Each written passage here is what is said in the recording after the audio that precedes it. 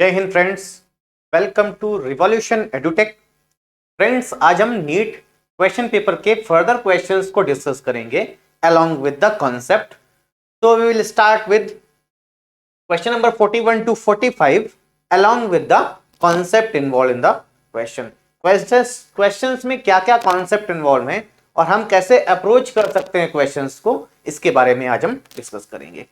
तो will start with question number 41 of NEET 2021 question paper. 2021 के question paper को हम डिस्कस करेंगे आज। तो question number 41 is in the product F is equal to q v cross B. Equation दी है एक, दिस इज द, और आपको सबको ये पता है कि ये फोर्स क्या है। This is the force acting on A charge particle moving in A magnetic field. ये आपको एक फॉर्मूला दिया है, ये आपने सबने पढ़ा होगा, that whenever a charge particle will move, जब भी एक क्या करता है, जब भी एक charge particle, whenever there is a charge particle, if there is a charge particle and if that charge particle move on a magnetic field, कोई भी चार्ज पार्टिकल किसी मैग्नेटिक फील्ड में अगर मूव करता है, तो like if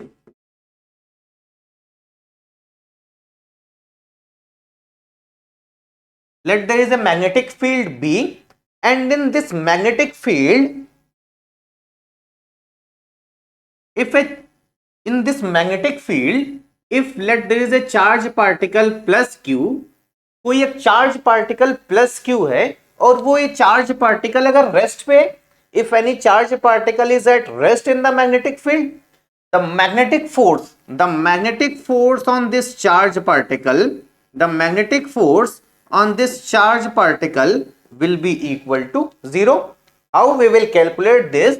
So the force, if this charge particle is moving with a speed v, अगर charge particle v velocity से मूव कर रहा है, v स्पीड से मूव कर रहा है, so the magnetic force Fb, the magnetic force, we know force is a vector quantity, हमें पता है फोर्स क्या है, फोर्स एक वेक्टर है। so the force vector or the force acting on this charge particle is given by this formula qv cross b. तो friends, अगर आपको ये फॉर्मूला दिया होता ना दिया होता, दैट डज नॉट मैटर। हमें पता है that whenever a charge particle will be inside a magnetic field, जब भी कोई चार्ज पार्टिकल किसी मैग्नेटिक फील्ड में होगा, whenever any charge particle will be inside a magnetic field, magnetic field will apply a magnetic force. जब भी कोई charge particle एक मैग्नेटिक फील्ड में होगा तो मैग्नेटिक फील्ड उस पे क्या लगाएगा, मैग्नेटिक फोर्स लगाएगा। लेकिन कब, when velocity will be non zero. अगर charge particle, if velocity is zero, अगर चार्ज पार्टिकल क्या है, रेस्ट पे है, इसका मतलब क्या है, charge is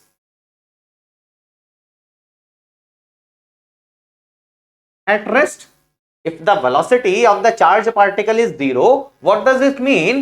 That the charge is at rest, and if the charge will be at rest, the magnetic force will be zero. But if the charge particle will move with a speed v, the magnetic force acting on this charge particle is given by qv cross b.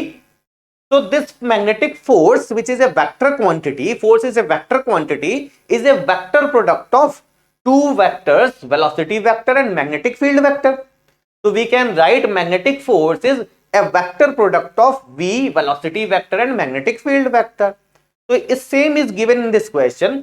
Same इस question में भी given है कि अगर कोई charge particle है, और अगर इसमें ना भी दिया होता ये फॉर्मूला, तो आपको पता होना चाहिए that whenever a charge particle will move in a magnetic field will apply a force on that charge particle. So that magnetic force F is equal to q v cross b. Now if this charge is positive, now from this formula we can write if q is positive, अगर charge क्या है, positive है, that means force vector, जो आपका resultant vector magnetic force vector होगा, that will be parallel to v cross b vector. वो किसके parallel होगा, V क्रॉस B के पैरेलल होगा. If charge is positive, this value will be positive. Means two vectors are equal vectors. और दो vectors अगर equal vectors हैं, they will certainly be parallel. They will certainly be parallel because this Q is a factor. इस Q factor को इस vector में multiply कर देंगे तो आपको क्या मिल जाएगा? आपको force vector मिल जाएगा. Now if this charge particle is negative, अगर ये चार्ज क्या है, because charge can be positive, charge can be negative, charge positive भी हो सकता है और चार्ज नेगेटिव भी हो सकता है. तो charge can have both thing but mass can be positive, mass can only be positive, but charge can be positive और चार्ज कैन बी नेगेटिव. तो if minus signs comes over here, इसका मतलब क्या है, जो V क्रॉस B वेक्टर है उसमें जब हम माइनस से मल्टीप्लाई करेंगे तब हमें क्या मिलेगा, force vector. So this also means that force vector will be not parallel, it will be anti-parallel. Force किसके anti-parallel होगा, force will be anti-parallel to V cross B. This cross product we have already discussed, we have discussed in our vector series. So if you have any sort of problem, you can refer that series. उसमें हमने proper discuss किया है that how we'll calculate the cross product of two vectors. Now we know by this formula that force will be equal to cross product of velocity vector and magnetic field vector. So we will apply to find out the force of cross product formula. So cross product को हम एक matrix method से solve करते हैं. So we can write if, और क्या given है, what is given in this question more, that if Q is equal to 1, if is equal to Q is equal to 1 coulomb, अगर Q की value क्या है, 1 coulomb, so what this force can be, this force can be written as equal to V cross B. So the force comes out to be equal to V cross B vector. अब हम cross product को matrix से solve करते हैं. We will form a determinant and we will solve the determinant that will give you the value of force. So what will be that determinant? We will form the determinant. So first row of that determinant will be I cap, J cap, K cap, unit vector along x axis, y axis and z axis. Then we are, हमें क्या निकालना है, V cross B. तो हम पहले V के coefficient को लेंगे, coefficient of V, then we will take coefficient of B vector. So what is the coefficient of B vector? 2, 4 and 6. So we will write 2, 4 and 6. Then we will take coefficient of B vector. तो आपको B vector के ही coefficient निकालने हैं, but they are given B, B and B naught. So we will take them B, B and B naught. So if we'll make the cross product of these two vector, अगर हम इन दोनों vector का cross product निकालें, so that comes out to be force vector which is given 4i cap minus 20j cap plus 12k cap. Now this can be easily found by vector product. आपको determinant solve करना है. So we know we have a definite sign of determinant. This is plus, this is minus, this is plus. This is minus 1 raised to the power row plus column. So this is 1 first row first column, row plus column comes out to be 2. So this is positive, this is negative, this is positive. अगर हम इस determinant को solve करें, तो if we'll take this I cap, अगर हम I cap को common ले लें, so what this comes out to be, इस रो को लीव करना है, इस कॉलम को लीव करना है. So what is the determinant? 4b naught minus 6b. So if we'll solve this, this comes out to be 4b naught minus 6b. हम determinant को सॉल्व करेंगे, आई कैप को कंसीडर करेंगे, तो इस रो और इस कॉलम को छोड़ना है. Then we have to multiply first diagonal minus second diagonal. 4b naught minus 6b, 4b naught minus 6b. Then we will write minus j cap. Now leave that row जिसमें j है और उस रो उस column को छोड़ना है जिसमें j है. Again this becomes 2b naught minus 6b. This can be written as 2b naught minus 2b naught minus 6b. And the third one comes out to be, और तीसरा कंपोनेंट क्या है, k cap. तो k cap की रो को और k cap की column को छोड़ दीजिए. So this comes out to be 2b minus 4b. 2b minus 4b. Now if we will compare if will compare the left hand side to the right hand side, अगर आप left hand side को right hand side से compare करें, so what you can write, you can write 4b naught minus 6b is 4, so we'll write 4b naught minus 6b is equal to 4. Second, if we'll compare j cap to j cap, तो minus 20 यहां पे है, यहां पे minus 2b naught minus 6b, so we'll write 2b naught minus 6b is 20. And the third one is 2b minus 4b, that is minus 2b. Minus 2b will be equal to minus 2b will be equal to 12. We will write minus 2b will be equal to 12. So from here सबसे easy calculate करना क्या है, so b comes out to be minus 6. Now we can put the value of b in any one of the equation to find the value of b naught. तो आप first equation में रख दीजिए, तो 4b naught minus 6b, this comes out to be 6 into minus 6 comes out to be 4. अब रख दीजिए b naught, b की वैल्यू इस फर्स्ट इक्वेशन में, so you will get the value 4b naught is equal to, this is plus 36, उधर जाके minus हो जाएगा, तो 4 minus 36, that is b naught comes out to be minus 32 by 4, that is minus 8. So what is the equation of magnetic field comes out to be b naught, so we'll write that b is 6 minus 6, so that is minus 6, then again b, so that is again minus 6, then b naught, that is minus 8. So what is the equation comes out to be? तो अगर आपको cross product करना आता है, you only make a cross product and compare left hand side to the right hand side. आपको left hand side से right hand side को क्या करना है, कंपेयर करना है. For the detail of cross product you can refer to the vector series. Moving to our next question. Next question is a particle moving in a circle of radius r. एक particle r radius के circle में move कर रहा है with uniform speed. So what is given in the question? That it is given that there is a particle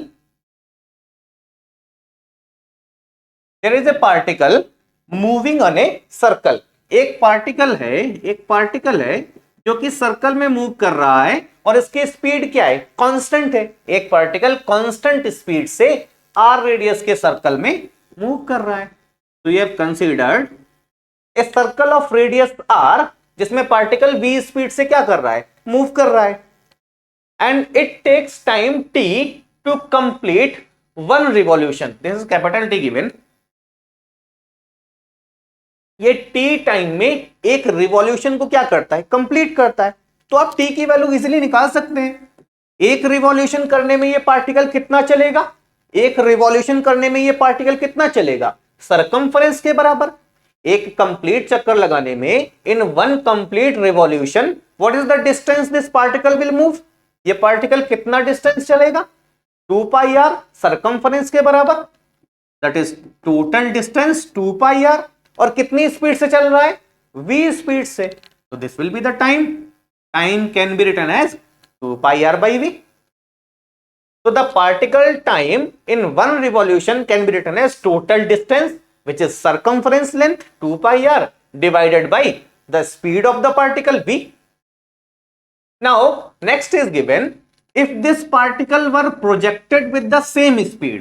अब क्या कह रहा है, इसी पार्टिकल को क्या हम कर रहे हैं, प्रोजेक्ट कर रहे हैं. कितनी स्पीड से, सेम v स्पीड से, at an angle of theta to the horizontal. अब क्या बोल रहे हैं, the same particle is projected with the same speed v at an angle of theta. इसी सेम पार्टिकल को v स्पीड से हॉरिजॉन्टल से थीटा एंगल पे प्रोजेक्ट कर रहे हैं. तो हमने पढ़ा है, जब भी किसी पार्टिकल को हम हॉरिजॉन्टल से थीटा एंगल पे प्रोजेक्ट करेंगे, the particle will go in A projectile path. Particle projectile path में मूव करेगा. तो बोल रहा है then the maximum height attained by it is 4r. तो जो ये पार्टिकल हाइट अटेंड करता है, the height attend by the particle is given 4r. तो आपको क्या बताना है, the angle of projection theta आपको बताना है. तो हमें पता है, जब भी किसी पार्टिकल को हम v स्पीड से थीटा एंगल पे प्रोजेक्ट करते हैं, तो हाइट का फॉर्मूला क्या होता है? You square sine square theta upon 2g. You know the height attained by the particle is written as u square sin square theta upon 2g. अब u की वैल्यू अगर v है then it will be written as v square sin square theta upon 2g. This is the height attained. तो हमें पता है height कितनी बोल रहा है. This is given. The height attained by the particle is given 4r है. कब? जब हम सेम v स्पीड से इस पार्टिकल को प्रोजेक्ट करते हैं. तो हमें पता है we will write and what is the value of v. v को हम यहां से निकाल सकते हैं. From here v can be written as 2 pi r by T. तो पुट इन दैट इक्वेशन. उस इक्वेशन में सीधे सीधे रख दीजिए. So what this comes out to be? This comes out to be 4r is equal to what is v square? V square is 2 pi r by t का whole square. So we will write this 2 pi r by t whole square into sin square theta upon 2g. Now if we'll square this and solve this, so what this comes out to be? ये क्या आ जाएगा? हमें sin square theta निकालना है. So this comes out to be sin square theta comes out to be, square कर दीजिए तो sin square theta कितना आ जाएगा? 4 into r into 2g into t square upon, इसको स्क्वायर कर दीजिए तो ये जाएगा 4 pi square r square. Now many things will be cancelled out.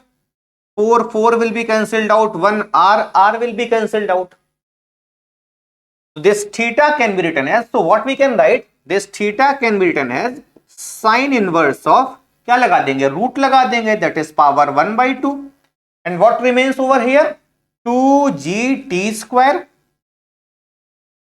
यहां पे क्या बचेगा? 2gt square अपॉन नीचे क्या बचेगा? pi square into r. So you can match this. 2gt square upon pi square into r sin inverse. तो आपको बस केवल आपको ये पता होना चाहिए what is the time period. Time period is written by total distance upon total time, speed. Total distance कितनी होगी? सरकमफरेंस के बराबर. And what is the speed? v. तो टाइम कितना लगेगा? Distance upon speed.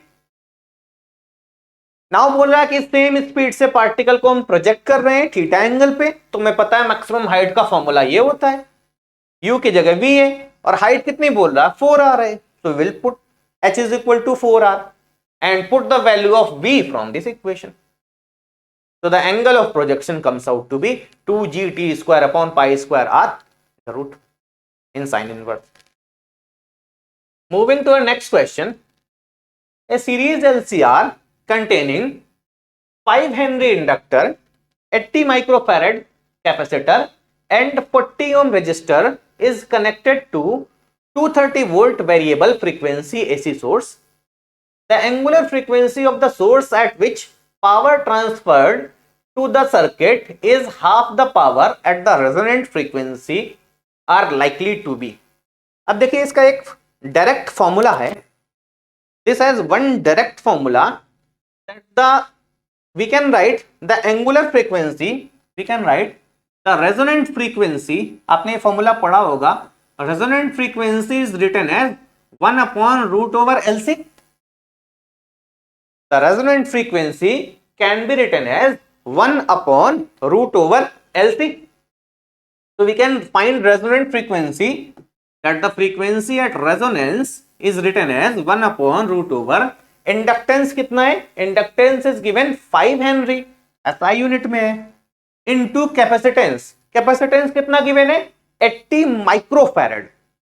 You need to convert this into SI unit. आपको इसको किसमें कन्वर्ट करना है? SI यूनिट में कन्वर्ट करना है कैपेसिटेंस को. So capacitance becomes 80 into 10 to power minus 6. So this comes out to be 1 upon, this comes out to be 400 into 10 to power minus 6. That is, it can be written as 1 upon 20 into 10 to power minus 3. That is, this comes out to be 10⁻³ को ऊपर ले जाएंगे तो 100,000 हो जाएगा, 1000/20, so this comes out to be 50. So the angular frequency, resonant frequency can be directly written as 50 hertz. So resonant frequency comes out to be this 50, right? Now, or radian per second or hertz. Now if we need to find, अब हमें क्या बताना है कि वो frequency बताना है, we need to find that frequency, आपको वो फ्रीक्वेंसी बतानी है when the power will be half, when the power supplied will be half. So there is a direct formula that the frequency at half power is equal to resonant frequency plus minus, क्योंकि resonance के पहले भी होगा half power और बाद में भी होगा, and plus minus this is written as R/2L. So the resonant frequency at half power is equal to frequency at the resonance plus minus R/2L. So put this value, resonant frequency is 50 plus minus, what is the resistance? Resistance is 40/2L.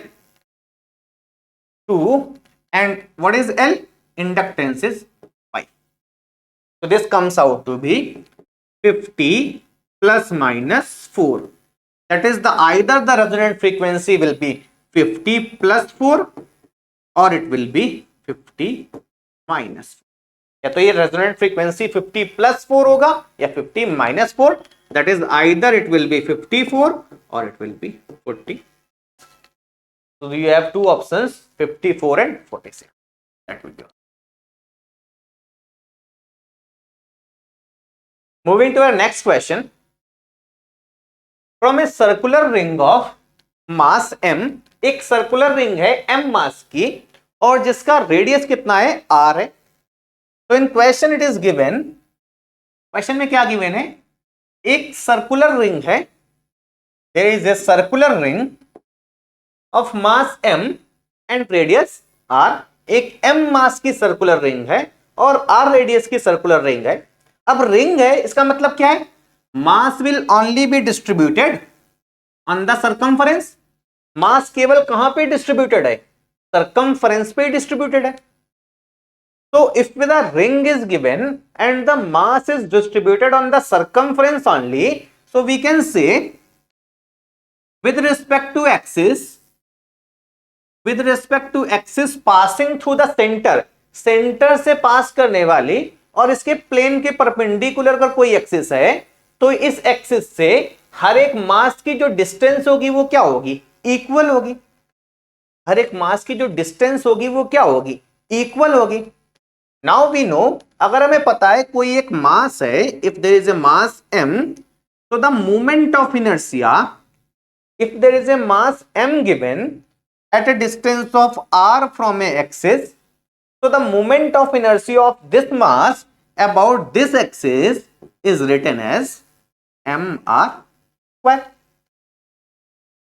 तो इस ring का जो moment of inertia होगा, क्योंकि पूरा का पूरा ring का मास ही रेडियस की बराबर डिस्टेंस पे है, पूरा का पूरा रिंग का मास ही रेडियस के बराबर डिस्टेंस पे है. तो अगर इस रिंग का मोमेंट ऑफ इनर्शिया लिखें इस एक्सिस के अबाउट, इस एक्सिस के अबाउट, किस एक्सिस के अबाउट, जो कि इसके प्लेन के परपेंडिकुलर है और सेंटर से पास कर रही है. So what is the moment of inertia, the moment of inertia can be written as m into r². तो इसका मोमेंट ऑफ इनर्शिया किस एक्सिस के अबाउट, जो इसके प्लेन के परपेंडिकुलर है, the axis which is perpendicular to the plane of the ring and passing through centre of mass. जो इस रिंग के प्लेन के परपेंडिकुलर है और कहां से पास कर रहा है, सेंटर से पास कर रहा है. So about this axis moment of inertia of this ring will be equal to mass of the ring into radius square. Now अब इस क्वेश्चन में क्या बोल रहा है, कि बोल रहा है कि इस रेडियस में से हमने एक 90 डिग्री का सेक्टर क्या कर दिया, रिमूव कर दिया. we have removed a sector from this ring which is forming an angle of 90 degree. इसका मतलब क्या है?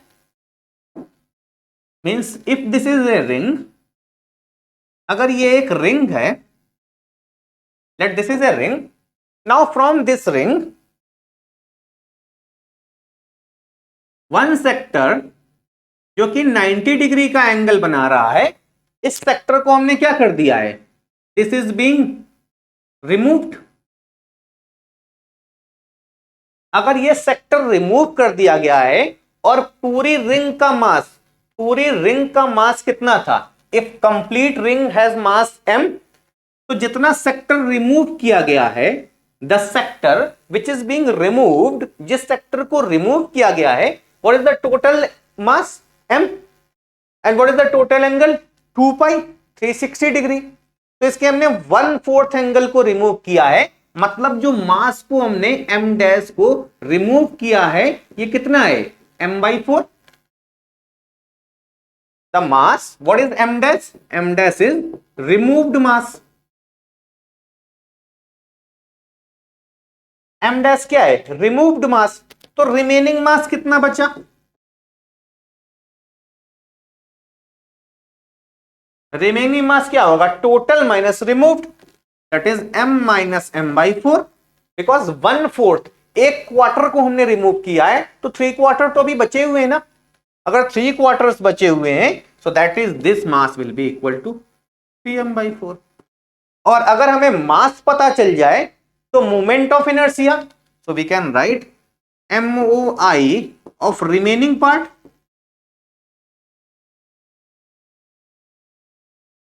रिमेनिंग पार्ट का मोमेंट ऑफ इनर्शिया कितना बचेगा? What will be the moment of inertia of remaining part? Remaining mass which is 3/4 mr is 3/4 into m into radius square.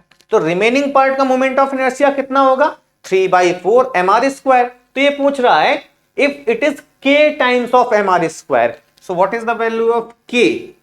3/4 mr square. So what is the value of k? This 3/4 is the value of. तो remaining part का moment, because each mass, ring का हर एक मास इस axis से equal distance पे है, तो हर एक मास के कारण मोमेंट ऑफ इनर्शिया क्या होगा? mr स्क्वायर होगा. छोटे छोटे mr स्क्वायर होंगे, सबको इंटीग्रेट कर देंगे तो हमें टोटल मास मिल जाएगा. लेकिन बोल रहा है टोटल में से एक सेक्टर 90 डिग्री का सेक्टर हमने क्या कर दिया? रिमूव कर दिया. तो बचा कितना?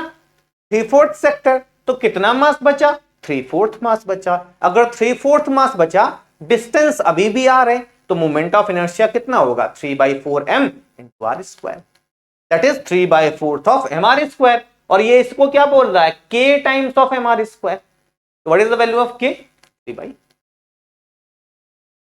Moving to our next question. It is given a uniform rod of length 200 centimetre. एक रॉड है जिसकी लेंथ कितनी बोल रहा है? 200 centimetre. It has given the diagram also.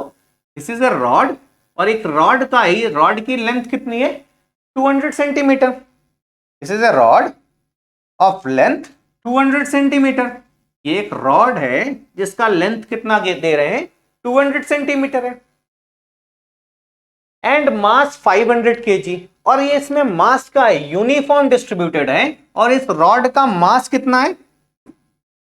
This rod mass is 500 ग्राम.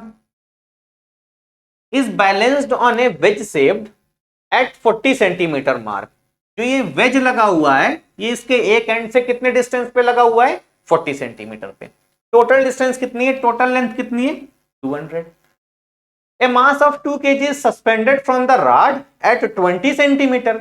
एक 2 kg का मास है जो एक एंड से कितने डिस्टेंस पे सस्पेंडेड है? 20 सेंटीमीटर पे. एंड एन अनदर अननोन मास, और एक दूसरा मास है जो कि कितने डिग्री पे सस्पेंडेड है? 160 सेंटीमीटर पे सस्पेंडेड है. The value of the m such that the rod is in equilibrium. अब क्या बोल रहा है कि ये रॉड इस वेज पे, ये इस रॉड पे, इस वेज पे क्या है? इक्विलिब्रियम में है. तो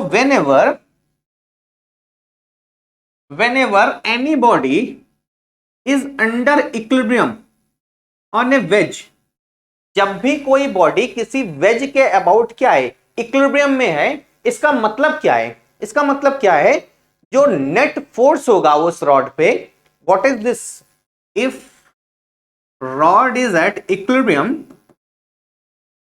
इक्विलिब्रियम का मतलब क्या है, there can be two type of motion possible, दो टाइप के मोशन पॉसिबल है। एक तो ये क्या कर सकता है, ट्रांसलेटरी मूव कर सकता है, ये रॉड ट्रांसलेटरी मोशन कर सकता है, and another one is this rod can also rotate, ये रॉड रोटेट भी कर सकता है।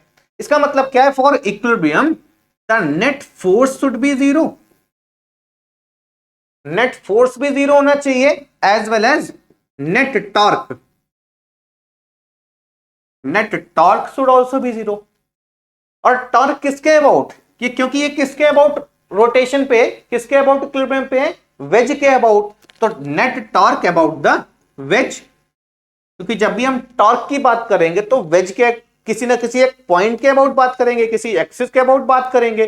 सो उस एक्सिस के अबाउट जो कहां से पास कर रही हो, वेज से पास कर रही हो, उसके अबाउट नेट टॉर्क भी क्या होगा, जीरो होगा। तो will apply net force is equal to zero, net torque is equal to zero, then the system will be in complete equilibrium, तभी सिस्टम क्या होगा, कंप्लीट इक्विलिब्रियम पे होगा। तो will do the same, basically we need to find net torque should be zero. अब यहां पे एक कॉन्सेप्ट हमें यूज करना है, क्योंकि रॉड में जो मास है वो पूरा मास डिस्ट्रीब्यूटेड है यूनिफॉर्मली, तो हम बात करेंगे पूरे मास को कहां पे कंसंट्रेट मानेंगे, so will talk of centre of मास। हम किसकी बात करेंगे, सेंटर ऑफ मास की। तो अगर किसी बॉडी में रॉड का अगर मास यूनिफॉर्मली डिस्ट्रीब्यूटेड है, तो उसका जो सेंटर ऑफ मास होगा वो कहां पे होगा, मिड पॉइंट पे होगा। If this rod is of length L, तो जो उसका सेंटर ऑफ मास होगा that will B at mid point. तो जो रॉड का वेट लगेगा वो कहां पे लगेगा, उसके मिड पॉइंट पे लगेगा। So will make free body diagram, हम बात फोर्स की डायग्राम बना लेते हैं। तो if there is a wedge, wedge पे जो फोर्स लग रहा होगा, कौन कौन से फोर्स लग रहे हैं, विल सी।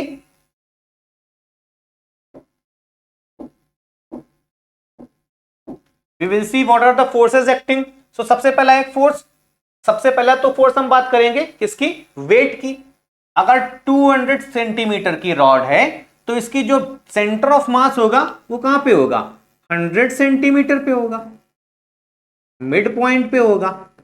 और कितना वेट लग रहा होगा, कितना वेट लग रहा होगा, 500 gram, 500 gram is given, fine. So we will write weight as 500 into, क्योंकि मास आपको किसमें गिवन है, बाकी मास आपको केजी में गिवन है, so change that into KG, KG में चेंज कर लीजिए, that comes out to be 500 upon 1000 into G, that is the weight. उसके अलावा क्या दिया है, एक 200 केजी का वेट है, 200 केजी का भी वेट कितने डिस्टेंस पे, 20 सेंटीमीटर पे। तो will apply a weight of 2 KG, 2 KG, so that is weight will be 20 newton, कितने डिस्टेंस पे, 20 सेंटीमीटर पे। And another unknown mass is at 160 centimetre. तो हम जो भी डिस्टेंस लेंगे एक ही पॉइंट से लेंगे। सो एक अननोन मास है कितना, मान लीजिए m kg, तो इसका वेट कितना लगेगा, m इंटू जी। तो this is eight a distance of 160 centimetre. Now अब अगर हम बात करें, ये रॉड रेस्ट पे है, ये रॉड इस वेज पे रेस्ट पे है, तो सबसे पहली बात, ट्रांसलेटरी तो ये मूव ही नहीं करेगा, बट रोटेशन नहीं करना चाहिए। So we will find that net torque, summation of torque किसके about, about the wedge should be equal to 0। अब वेज के अबाउट ये 20 केजी का जो वेट है, इसे एंटी क्लॉकवाइज घुमाएगा। जो रॉड का वेट है वो वेज के अबाउट क्लॉकवाइज घुमाएगा, और जो ये अननोन मास है ये भी इसे क्लॉकवाइज घुमाएगा। So we will write the net torque, the torque about the anti clockwise, जो एंटी क्लॉकवाइज टॉर्क है that should be equal to clockwise torque. ठीक है। और टॉर्क क्या होता है? Force into distance from the reference point from the axis of rotation. तो what is the force? 20 newton into what is the distance? अब ये वेज शेप्ड कितनी डिस्टेंस पे है? वेज कितनी डिस्टेंस पे? Wedge is marked at 40 centimetre. तो अगर ये 20 है और ये वेज 40 पे है तो ये कितना बचा? 20 सेंटीमीटर। तो what is the anti clockwise torque? That comes out to be 20 into 20 is equal to, weight के कारण कैसा टॉर्क है? वेट के कारण कैसा टॉर्क है? वेट इसे क्लॉकवाइज मूव कराना चाहेगा इस वेज के about.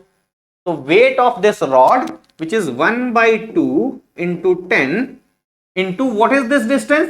Total is 100, this is 40, so what this remains? 60, this into plus, अब ये वेट जो अननोन वेट है ये भी इसे क्लॉकवाइज घुमाएगा, ये भी इसे क्लॉकवाइज घुमाएगा, तो इसके कारण भी टॉर्क लिख देंगे, दैट इज m। g की वैल्यू अगेन 10 ले लीजिए, that will cancel out into we will write this distance. अब हमें पता है टोटल डिस्टेंस इज 160 और ये 40 सेंटीमीटर रॉड वेज पहले से ही लेफ्ट राइट में है, तो what will remains into 120। Now we will try to cancel out the things, 0 0 0 0 0 0 will cancel out, so what this comes? 4 is equal to 2 3 जा 6, 10 plus 12 m. What is m? m comes out to be 1/12 of kg. That will be.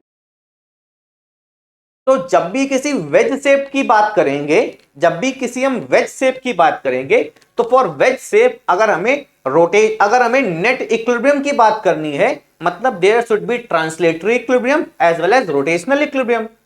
If we need to find only the equilibrium, we need to find only rotational equilibrium. Translational equilibrium में क्या होगा? ये veg क्या लगाएगा? एक reaction force लगाएगा। इस reaction force को अगर आपको कैलकुलेट करना हो, then you need to use that translational equilibrium, that is net force should also be 0, that is net vertically downward force should be equal to net vertical upward force. तो vertical upward force कितना आएगा? R, and vertical downward force कितना हो गया? 20 plus this after calculating.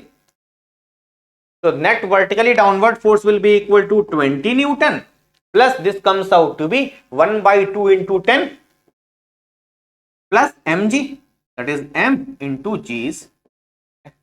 m की value रख देंगे तो आपको रिएक्शन भी मिल जाएगा, reaction supplied by the fetch. So this is all we have discussed. So what is the concept जो हमने आज डिस्कस किए? So first concept in the question was, पहले क्वेश्चन में क्या कॉन्सेप्ट था कि अगर आपको मान लीजिए फॉर्मूला नहीं भी गिवन होता, तो हमें पता है अगर वेलोसिटी गिवन है, मैग्नेटिक फील्ड गिवन है और एक चार्ज पार्टिकल की बात कर रहे हैं, तो ऑब्वियसली चार्ज पार्टिकल एक मैग्नेटिक फोर्स लगाएगा गिवन बाय दिस फॉर्मूला। तो if we know the cross product, this cross product will be equal to force vector, तो हम इसका क्रॉस प्रोडक्ट निकाल के फोर्स वेक्टर से कंपेयर कर देंगे and whatever we need to calculate we can. In the next question, what is given? This is the very simplest question कि एक पार्टिकल है, सर्कल में मूव कर रहा है, यूनिफॉर्म सर्कल में मूव कर रहा है अगर, तो इसे कितनी स्पीड से मूव कर रहा है, you need to find. Given है कि v स्पीड से मूव कर रहा है मान लिया, तो इसे कितना टाइम लगेगा एक रोटेशन कंप्लीट करने में? तो total distance upon total time, that is 2πr upon v, that is time. अब बोल रहा है सेम स्पीड से एक पार्टिकल को प्रोजेक्ट कर देते हैं थीटा एंगल पे, तो हाइट का हमें फॉर्मूला पता है, we will put the formula of height, और हाइट बोल रहा है 4 आ रहा है, so whatever given in question we will apply. Velocity की वैल्यू हम यहां से पुट कर देंगे, so we will find the value of theta. Next one, this is, ये आपको formula, this formula you need to remember that frequency at half of the power is written as frequency at resonance plus r upon 2l, और resonant की frequency का हमें formula पता होता है, this is the formula of resonant frequency, omega resonance is equal to 1 upon √LC। We will find the resonant frequency then apply this formula. we will find the value of frequency at half of the power. And this question is on very basic कि आपको total mass में से आपने 1/4 sector को remove कर दिया तो बचा कितना 3/4 सेक्टर। और अगर मास इक्वी डिस्टेंस है तो मोमेंट ऑफ इनर्शिया का क्या फॉर्मूला होता है mr², where m is the mass, और यहां पे मास कितना बचा 3/4 ऑफ m, तो मोमेंट ऑफ इनर्शिया कितना हो जाएगा 3/4 इंटू mr²। तो आपसे पूछा गया दैट इज k टाइम्स, तो आपको k की वैल्यू बतानी है, so k comes out to be 3/4। And the last one we have discussed, it is saying that this rod is at equilibrium. तो सबसे पहला कॉन्सेप्ट यूज हुआ कि अगर इक्विलिब्रियम पे है, if the rod is at equilibrium, इसका मतलब क्या है रॉड पे नेट फोर्स भी जीरो होगा, नेट टॉर्क भी जीरो होगा। लेकिन फोर्स कहीं नहीं पूछा है कि कितना फोर्स लग रहा होगा, reaction force, so we will not apply this equation, इसको हम यूज ही नहीं करेंगे। We will use that net torque about the wedge, क्योंकि वेज पे ही फोर्स अननोन है, तो वेज के अक्रॉस ही टॉर्क निकाल लेंगे, जिससे उस अननोन फोर्स का टॉर्क क्या हो जाए जीरो हो जाए। तो we will calculate the torque about the wedge, that is anti clockwise torque should be equal to anti-clockwise torque should be equal to clockwise torque. Anti-clockwise torque will be produced by this 20 kg mass, 2 kg mass, and the clockwise torque will be produced by the mass of this rod and unknown mass. अब इस मास का, इस rod का wait कहां काम करेगा, that is centre of mass concept, कि अगर रॉड यूनिफॉर्म है तो रॉड का जो वेट है वो कहां लगेगा सेंटर ऑफ मास पे, और रॉड अगर यूनिफॉर्म है तो उसका centre of mass mid point पे होगा, दैट इज वन एंड से 100 सेंटीमीटर डिस्टेंस पे होगा। तो इस रॉड का वेट प्लस अननोन मास का वेट दोनों क्लॉकवाइज टॉर्क लगाएंगे, और इस अनदर वेट जो 2 kg का है ये एंटी क्लॉकवाइज टॉर्क लगाएगा, दोनों को इक्वेट कर दीजिए। And what is torque, torque is written as, so what is torque, torque is written as force into perpendicular distance of point of action